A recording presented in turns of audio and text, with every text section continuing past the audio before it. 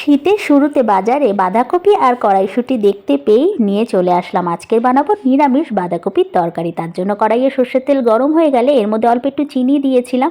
এরপরে এর মধ্যে ফোড়ন দেবো জিরে, শুকনো লঙ্কা, তেজপাতা। আলু কুচি করে রেখেছিলাম, সেটাকে একটুখানি ভাজা ভাজা করে আমি এটা দিয়ে দিলাম টমেটো কুচি করে নিয়েছিলাম। এর মধ্যে আদা, কাঁচা লঙ্কা বাটা, নুন, হলুদ গুঁড়ো, লঙ্কার গুঁড়ো, জিরে গুঁড়ো, ধনে গুঁড়ো সব মশলা অল্প করে দিয়ে ভালো করে আমি কষাবো।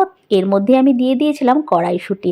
তারপর ভালো করে দেখো তেল ছেড়ে আসলে ওপর থেকে আমি একদম কুচি কুচি করে রেখেছিলাম বাঁধাকপিটা, সেটা দিয়ে দিয়ে আমি ঢাকা দিয়ে দেবো। যেহেতু শীতের শুরুর বাঁধাকপি বেশ কিন্তু এর থেকে জল বেরোবে, তাই আলাদা জল অ্যাড করার কোনো দরকার নেই। ঢাকা দিয়ে রাখবো, মাঝে মাঝে এসে দেখে নেব তলাটা যেন লেগে না যায়। নাড়িয়ে চাড়িয়ে দেখো একদম রান্না কমপ্লিট। ওপর থেকে দিয়ে দিলাম গরম মশলার গুঁড়ো আর 1 চামচ ঘি। ব্যাস তৈরি হয়ে গেছে শীতের শুরুতেই নিরামিষ বাঁধাকপি।